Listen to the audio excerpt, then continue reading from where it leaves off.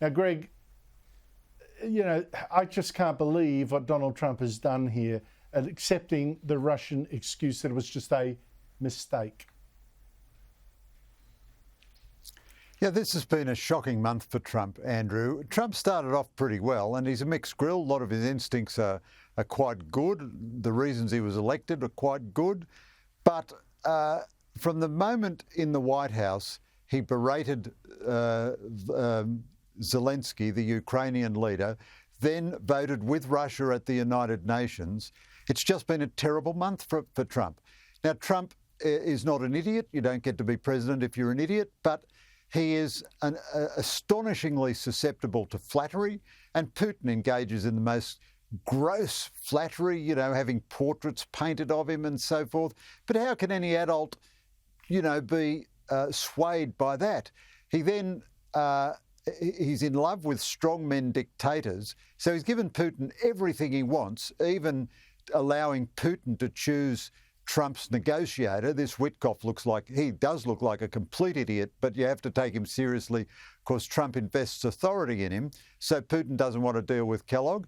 And then Putin tells Trump all kinds of lies, goes on his murderous rampage. And even on that clip you played on Air Force One, Trump goes on to say he believes, not only was he told it was a mistake, he believes it is a mistake. And then he says, oh no, this is Biden's war, not my war, as though he has no responsibility for American policy. Now, it's hard to see where Trump gets a ceasefire out of this, because he's already given Putin everything he wants, and Putin is just laughing at him. Both Putin and China's Xi Jinping are playing this great power politics better than Donald Trump. And Trump is letting us down in the area where we thought he would be strong as a hard-headed, ruthless negotiator. Well, let's not forget, too, that Witkoff is only the spare parts Putin crawler way down on the totem list. Putin wouldn't deal with Secretary of State Marco Rubio, who's supposedly in charge of foreign policy, because Rubio knows that Putin's a war criminal, can't be trusted. Wouldn't deal with General Kellogg. And so Witkoff gets sent as an absolute Putin arse licker. I mean, sorry to speak so crudely, but some things have to be called by their name. Greg, on top of this, you've got both Labor and the coalition saying, quite rightly, the world hasn't been this dangerous for decades. It's not just Russia, of course, both warn about China in particular. Now, if that is the case, please tell me why halfway through this campaign, neither side have said anything about what they would do to keep us safe.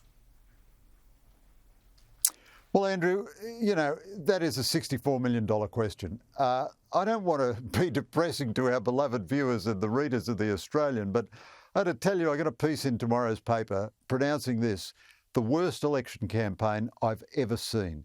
So there is this relentless militarisation of China, Russia on the rampage, the world trade system collapsing, Trump casting doubt on the US alliance, which has defined Australia since 1942, and our election debate features whether you can work from home for 3.5 or 4 days, and whether we should punish supermarkets for making a profit, and every electoral bribe you can make. I think the Albanese government absolutely deserves to be turned out. The Dutton opposition does not deserve to be elected. And I don't know why Dutton has Andrew Hastie in hiding. Hastie is one of the very few people on the opposition front bench who is a substantial person outside of politics, but they've made no national use of him at all. Well, they put all the sort of non-entities and dead-enders up for interview all the time. And the Liberals still have not released their defence policy. So they tell us this is a desperately dangerous time. They tell us the government is desperately failing to live up to its national duty. And here we are, less than a week away from the beginning of voting, and they haven't even put out their defence policy or their defence budget commitments or anything else. They're not asking for the government to be held account. Their wretched little focus groups are telling them that all they should do is offer money to voters. How about they thought voters had an IQ above room temperature once, and for once, and actually said two things to them. I'm going to bribe you electorally, and also I'm going to defend you. How about they tried that? I said, and I think you agreed, or you've said it yourself, I said weeks ago that this election should be keeping Australians safe at home and safe in the world. And I thought the Liberals were acting that way, but they haven't mentioned the second half yet. And I've got a depressing thought for you about why Andrew Hastie is being kept in mothballs: identity politics. He said he didn't want women in combat roles, and he knows, as a soldier, SAS. And he would, by raising all this, to defend the Chinese-Australian vote, which was twice as high against the coalition last election, and they don't want to defend that. And I think that's all it really comes down to. I just think it's so sad. Greg? Yep. Andrew, can I add one thing there? He said he didn't want women in close infantry combat roles. It's okay for them to fly fighter aeroplanes and all that.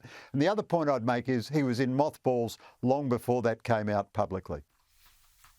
There you go. Well, I don't get it either. Unbelievable. Greg Sheridan, thank you so much for your time.